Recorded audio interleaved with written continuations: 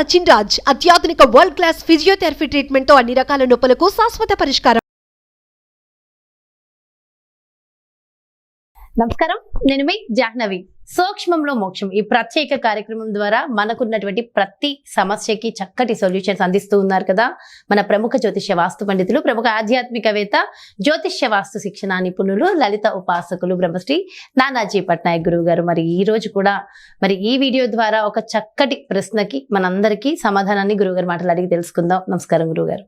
శ్రీమాత్రే నమః. గురుగారు, సూక్ష్మంలో మోక్షం అందులోనే ఉంటుంది అంటే చాలా అతి తక్కువ ప్రయత్నంతో చక్కటి మార్గాన్ని అందిస్తూ ఉంటారు మా అందరికి. మోక్షాన్ని కలిగించేది అంటే సూక్ష్మంగానే ఉంటుంది ప్రతిదీ. ఆ సూక్ష్మాన్ని పట్టుకుంటే మనకి మోక్షం ఉంటుంది. అయితే ఎప్పుడు కూడా జనరల్ గా మీతో మాట్లాడినా, ఓకే వీడియోలో నేను నమస్కారం గురువు గారు అన్నా, ఎప్పుడన్నా ఫోన్ చేసినా ఫస్ట్ మీరు మాట్లాడే మాట శ్రీమాత్రే నమః.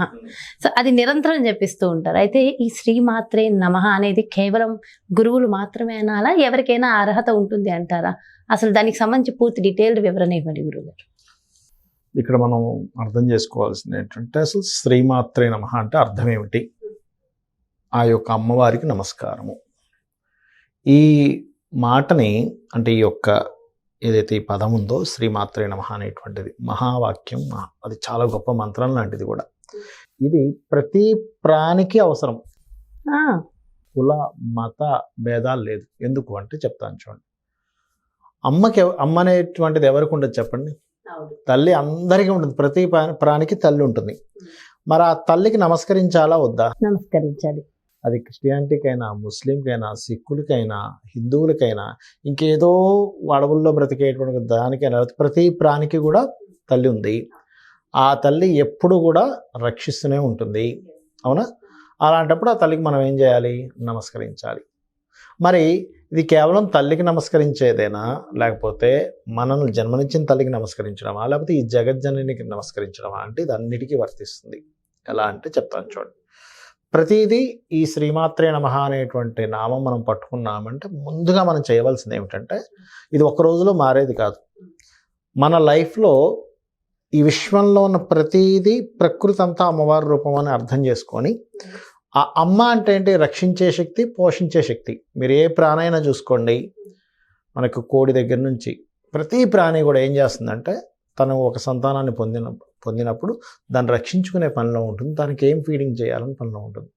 అలాగే ప్రకృతి కూడా మనకి అమ్మవారు ఆ రూపంలో ప్రతి రూపంలో రక్షిస్తుంది. మీరు అనొచ్చు, ఏమంటే ప్రతి రూపంలో ఎలా రక్షిస్తుంది? అవతల వాడు వచ్చి మిమ్మల్ని ఏదైనా విమర్శించవచ్చు కదా, అప్పుడు ఎలా రక్షిస్తుంది అంటే విమర్శ రూపంలో రక్షిస్తుంది. అంటే ఏమిటి? మనల్ని అలర్ట్ చేస్తుంది. నువ్వు ఈ తప్పు చేస్తున్నావు అన్నారు ఎవరైనా వచ్చి, అవునా నేను ఎందుకు తప్పు చేస్తున్నాను అని కొట్లాడొచ్చు. నిజంగా నాలో ఏమైనా మిస్టేక్ ఉందా, నేను ఇది మార్చుకోవాలా అని చెప్పి మనం మార్చుకోవచ్చు. అది కూడా తల్లే. విమర్శ కూడా తల్లే, ప్రోత్సాహం కూడా తల్లే.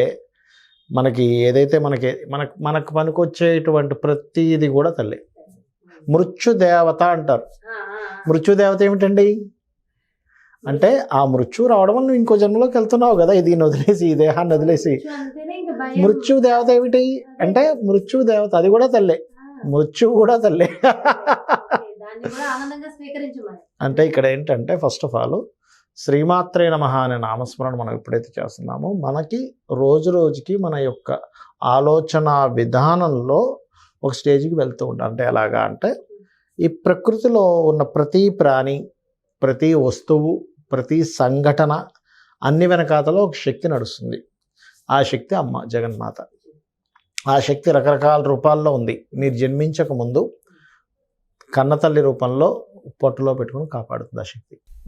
అది మన తల్లి, ప్రతి ప్రాణికి ఉన్నటువంటి తల్లి. దాని తర్వాత ఆ శక్తి తండ్రి రూపంలో రక్షిస్తుంది. తల్లిదండ్రులు ఇద్దరు అవుతారు. దాని తర్వాత ఆ అబ్బాయో అమ్మాయో, అబ్బాయి అయితేనేమో భార్య రూపంలో ఒక శక్తి వస్తుంది వ్యక్తికి, అమ్మాయి అయితేనేమో భర్త రూపంలో వస్తుంది, దాని తర్వాత పుత్ర రూపంలో వస్తుంది. అలా ప్రతి రూపంలో ఆ జగన్మాత ఉంది కాబట్టి ఆ జగన్మాతకి నమస్కారం. అంటే కనబడేటువంటి తల్లో లేకపోతే విగ్రహమో కాదు, ఇక్కడ శక్తిగా ఉన్న ప్రతిదీ నన్ను రక్షిస్తుంది. ఆ రక్షిస్తున్నటువంటి తల్లికి నమస్కారం. అలాంటప్పుడు మీకు ఏమవుతుంది? మీ సంఘటనలో ఎటువంటిది ఎదురైనా సరే ఇది ఆసక్తే కదా. అక్కడ నేనే మిస్టేక్ చేస్తున్నా, నాకు వ్యతిరేకంగా ఒక విషయం జరుగుతుంది అనుకుందాం. ఒక దగ్గరికి వెళ్ళాను, ఒకరు నాతో ఏదో విషయం మీద నాతో విభేదిస్తూ ఒక మాట మాట్లాడారు. అప్పుడు నన్ను నేను పరిశీలించుకోవాలి. ఓకే, నేను మాట్లాడుతుంది నిజమా కాదా, కరెక్టా కాదా. అది కరెక్ట్ కూడా అవ్వచ్చు, ఒక్కోసారి నేను మాట్లాడుతుంది, ఒక్కోసారి తప్పు కూడా అవ్వచ్చు. అప్పుడు ఆ జగన్మాత ఆ వ్యతిరేకించేటువంటి వ్యక్తి రూపంలో వచ్చి మనల్ని కరెక్ట్ చేస్తుంది.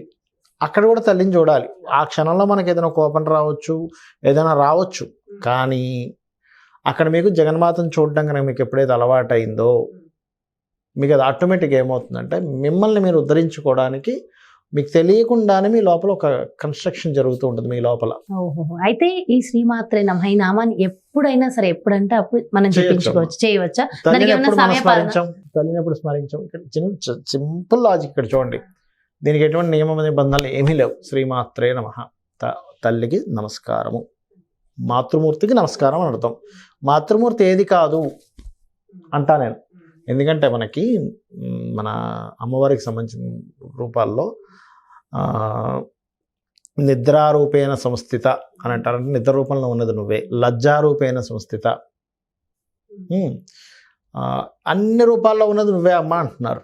మరి అన్ని రూపాల్లో ఉన్నది తానే అయినప్పుడు తనల్ని మనం అన్ని రూపాలతో చూస్తూ అన్ని రూపాల్లో మనల్ని రక్షించేది, పోషించేది, నడిపించేది, విజ్ఞానాన్ని ఇచ్చేది, జ్ఞానాన్ని ఇచ్చేది, మోక్షాన్ని ఇచ్చేది, మనల్ని తీసుకెళ్లేది అమ్మే. కాబట్టి ప్రతి దాంట్లో తల్లితనాన్ని, మాతృత్వాన్ని చూస్తూ మనం నడవాలి. కేవలం ఆకారంలో ఉన్నటువంటి శ్రీమూర్తి అనే కాదు, ఇక్కడ శ్రీమూర్తిని చూస్తాము, ఆ జగన్మాతని చూస్తాము, కనబడుతున్న ప్రతి వస్తువులోనే ఆ తల్లితనాన్ని, అమ్మవారి యొక్క శక్తిని చూస్తాము. కనబడనటువంటి కొన్ని ఉంటాయి, మన కంటికి కనబడవు. కనబడినంత మాత్రాన అది కాదని దాని అర్థం కాదు. ఇప్పుడు బ్లడ్ గ్రూప్స్ ఉంటాయి, అన్నీ రెడ్గానే ఉన్నాయి, సో అన్నీ ఒకటే అనం. ఎందుకు? దానిలో మళ్ళీ గ్రూప్ ఉంటుంది, కనబడని దాన్ని టెస్ట్ చేస్తే కనిపిస్తుంది కదా. అంతేగాని మనం మూర్ఖంగా ఏమంటే అన్ని గ్రూప్స్ ఒకలాగే ఉన్నాయండి, అన్నీ ఒకటే అని అనం. అవునవును. అయితే మీరు ఇదంతా చెప్తుంటే నాకు అమ్మ తత్వం గుర్తొస్తుంది గురువు గారు. ఏంటంటే నేను అడిగాను కదా, నిజంగా అంటే చాలా మంది డౌట్ ఎప్పుడన్నా పిలవచ్చు అని. అమ్మ అమ్మ అమ్మ అని మనం జనరల్గా పిలుస్తున్నప్పుడు అంటే ఏ సందర్భం మనకు కష్టం వచ్చినా అమ్మ అంటాం, ఆనందంగా వచ్చినా అమ్మ అమ్మ అని పిలిచి చెప్తాం, ప్రతిదానికి అమ్మ అమ్మ అంటాం కదా. సో ఆనందంతోనో ఉండరా అని చెప్పు మొత్తానికి అమ్మ పలుకుతూ ఉంటుంది. అట్లా మనం ఎప్పుడు శ్రీమాత్రే నమః అని అంటూ ఉంటే ఆ అమ్మ పలుకుతూనే ఉంటుంది అనుకుంటా కదా గురువు గారు. ఉంటుంది. ఇంకోటి ఏంటంటే మీరు చూడండి, అమ్మ మాటలో ఉన్న ఎంత గొప్పతనం అంటే, శ్రీమూర్తి దగ్గరికి వెళ్ళి అమ్మ మేము ఇలా అనుకుంటున్నామని అమ్మ అనే మాట వినబడగానే ఆవిడ ఆటోమేటిక్గా స్కూల్ అయిపోతుంది. అరే మనల్ని అమ్మ అని పిలిచారు కదా అవతల వాళ్ళు, అమ్మ ఇదేంటో చెప్పండి అన్నాం అనుకోండి, మీరు ఒక పెద్ద వయసు వ్యక్తి, అదే అమ్మని తల్లి అన్నాం ఉదాహరణ, కొంచెం ఒక వెంటనే ఏమైపోతుందంటే అరే వీళ్ళు నన్ను ఇంత గౌరవప్రదంగా పిలుస్తున్నారనే వాక్యం కూడా అమ్మ అనేటువంటిది. అవతల వాళ్ళు ఎంత కోపంగా ఉన్నా కానీ అమ్మ ఒకసారి చూడండి అమ్మ అంటే వెంటనే అరే వీళ్ళు నన్ను మాతృస్వరూపంగా భావించారు కదా అని ఆటోమేటిక్గా తెలియకుండానే వాళ్ళలో కోప స్వభావము, ద్వేషము అన్నీ పోయి ఒక్కసారిగా ప్రేమ వస్తుంది అక్కడికి. ఆటోమేటిక్గా ప్రేమ, కారుణ్యము ఇవన్నీ వస్తాయన్నమాట. అంత గొప్పది. అంటే ఎందుకంటే ఈ మంత్రంలో ఉన్నటువంటి శక్తి ఏమిటంటే అది అవతల వాళ్ళని గుర్తించడం ఒకటి, ఈ ప్రకృతిలో ఉన్న ప్రతి శక్తిని గుర్తించడం ఒకటి అమ్మవారి స్వరూపంగా. రెండవది ఏంటంటే మనలో ఆ మాతృ సంబంధించినటువంటి శక్తి వస్తుంది. అంటే ఏమిటి? తల్లికున్న శక్తి ఏమిటి? తల్లి ఎక్కడ కూడా పుట్టిన పిల్లవాడిని చూసి వాడు పిచ్చి పిచ్చికి ప్రవర్తిస్తుంటే చిరాకు పడదు. ఎక్కడో బాగా డీప్ స్టేజ్కి వెళ్ళిపోతే ఒక అరుపు అరుస్తుందేమో, కానీ లోపల ప్రేమే ఉంటుంది. అలా ఏమవుతుందంటే ప్రకృతి తల్లి కాబట్టి ఆ తల్లికి ఎప్పుడైతే నమస్కరిస్తూ ఉంటామో ఆ యొక్క గుణాలు, ఆ యొక్క నేచర్ మనలోకి వస్తుంది. వచ్చినప్పుడు ఏమవుతుందంటే ప్రతి విషయాన్ని అర్థం చేసుకోవడం మనలో తయారవుతుంది ఆ తత్వం. ఎప్పుడైతే మనకు అర్థం అవుతుందో గొడవ రాదు, గుర్తుపెట్టుకోండి. అర్థం కానంతసేపే గొడవ, అర్థమైపోతే గొడవ ఉండదు, అర్థం అవడం జరుగుతుంటుంది అక్కడ. అది అయితే గురువు గారు సాధారణంగా మనము 9 రోజులు, 11 రోజులు, 21 రోజులు కొన్ని నియమాల ప్రకారం జపిస్తూ ఉంటాం మంత్రాన్ని. అలా శ్రీమాత్రే నమః ఈ మంత్రాన్ని ఇన్ని రోజులు జపించడం వల్ల ఇలాంటి ఫలితం అంటే ఒక్కొక్కరికి ఒక్కొక్కరు మనుషులం కదా, కలియుగంలో ఉన్నాం, కోరికలు ఉంటాయి ఖచ్చితంగా. ఆ కోరిక తీరడానికి ఇన్ని రోజులు జపిస్తే ఇంత అని ఏమైనా ఉంటుందా ఫలితం? ఇంకొకటి ఎట్లా ఉంటుందంటే అమ్మ మంత్ర విషయంలో మంత్రము జపించడము ఒక అక్షర లక్ష అంటారు. అక్షర లక్ష కనుక ఎవరైనా జపించారు అంటే అది సిద్ధి పొందడానికి ఒక అర్హత. అది ఒకటే సమయంలో చేయాలంటారా? రోజు ఒక సమయంలో చేస్తే ఇంకా మంచిది. లేదంటే నాకు పొద్దున్న ఒక్కోసారి డ్యూటీ ఉంటుంది, ఒక్కోసారి ఈవినింగ్ టైం డ్యూటీ పడుతుంది, బట్ నేను మార్నింగ్ అయినా ఈవినింగ్ అయినా చేయొచ్చు అంటే మీకున్న సమయాన్ని బట్టి దాన్ని బట్టి అప్పుడు మీరు మార్చుకోవచ్చు, తప్పేం కాదు. కానీ ఒకే సమయంలో చేస్తే ఇంకా మంచిది ఒకటి. రెండవది ఏంటంటే ఏదైనా ఒక మంత్రాన్ని అక్షరలక్ష చేసిన తర్వాత దానికి దశాంశము అంటారు. అంటే 1,00,000 సార్లు చేశారు ఒక మంత్రాన్ని మీరు, 1,00,000 సార్లు చేసిన తర్వాత దానిలో దశాంశం అంటే 10,000 సార్లు ఆ మంత్రంతో హోమం చేయాలి. హోమం చేసిన తర్వాత దానిలో దశాంశము అంటే 1,000 సార్లు దాన్ని తర్పణం చేయాలి ఆ మంత్రంతో. తర్పణం అంటే పాలతో చేస్తారు. దాని తర్వాత అర్చన చేస్తారు, దానిలో దశాంశం అంటే 100 సార్లు. దాని తర్వాత దానం ఇస్తారు లేదా బ్రాహ్మణ భోజనం పెడతారు. ఇలా దశాంశ పద్ధతిలో ఆ మంత్రాన్ని ఎంతో భక్తి శ్రద్ధలతో కనుక చేస్తే మీరు కొన్ని సిమ్టమ్స్ ఉంటాయి దీంట్లో. ఎలా అంటే మీ ఫేస్లో ఫస్ట్ చేంజింగ్ వస్తుంది. ఎవరైతే చేస్తారో వారికి తెలియకుండానే ఒక గ్లోనెస్ వస్తుంది మా మంత్రం సిద్ధించినప్పుడు ఒకటి. రెండవది ఏమవుతుందంటే ఆ క్షణం నుంచి ఈ లౌకికమైనటువంటి విషయాలన్నింటినీ వదిలిపెట్టేయాలనిపిస్తుంది. అంటే వదిలిపెట్టడం అంటే ఏదో సన్యాసి అవుతాడని కాదు.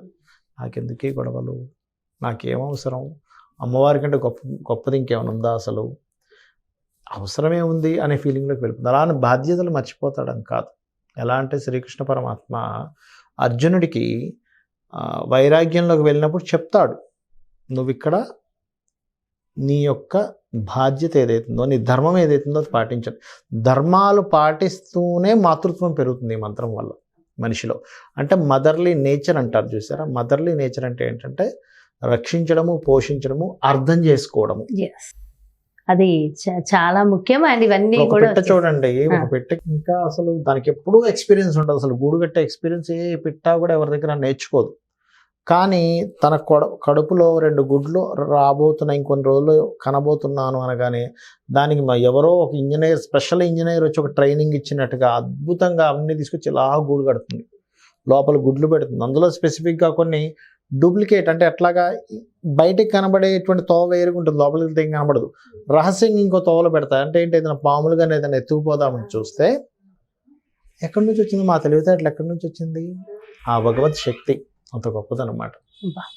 నిజంగా అంటే వింటుంటే కూడా చాలా అంటే మనసంతా అప్పటికి మనల్ని ఎవరు రక్షించాలని ఫీలింగ్ రాదు. శ్రీమాత్రే నమః చేసుకుంటూ ఉంటే మనం ఎవరిని రక్షించగలము, మనం ఎవరిని కేర్ గా చూసుకోగలం అనే ఫీల్ వస్తుంది. చాలా చాలా చాలా ఎందుకు ఒక్కొక్కసారి ఒక్కొక్క టాపిక్ ఎందుకు వస్తుందో గురువు గారు, అంటే అలా పలికిస్తూ ఉంటారు అమ్మవారు. మీరు అంటూ ఉంటారు కదా అంతా అమ్మ అని, అదే అనిపిస్తుంది నిజంగా. నిజంగా చాలా అద్భుతమైన మాటలు విన్నాం. ఎవరికైనా కానీ ఎంత ప్రమాదం, ఎంత ఇబ్బంది ఉన్నా కానీ మీరు 24 hours కనుక మీరు శ్రీమాత్రే నమః శ్రీమాత్రే నమః మైండ్లో తెచ్చుకోగలిగితే వాళ్ళు కొన్ని రోజులకు వాళ్ళ అనుభవం వాళ్ళే చెప్తారు స్వయంగా. ఏమంటే నాకు ఈ ఫీల్ వచ్చింది, చాలా ప్రశాంతంగా ఉంది నాకు అంటూ. చాలా చాలా చాలా సంతోషం, వింటుంటే కూడా చాలా ప్రశాంతంగా ఉంది గురువు గారు. Thank you so much. నమస్కారం. శ్రీమాత్రే నమః. శ్రీమాత్రే నమః. చూసారా, నిజంగా అది తెలియకుండా గురువు గారు చెప్పిన మాటలు బట్టి మనకి అలా వచ్చేస్తూ ఉంటుంది. నాకు తెలుసు మీరందరూ కూడా ఇక్కడ శ్రీమాత్రే నమః అని ఉంటారు.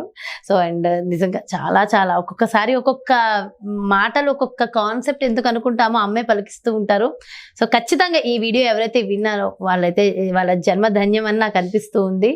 సో డెఫినెట్గా ఇలాంటివి వినాలి, మనం ఆచరించాలి, మన ధర్మాన్ని, మనం అమ్మతనాన్ని కూడా మనం తెలుసుకోవాలి.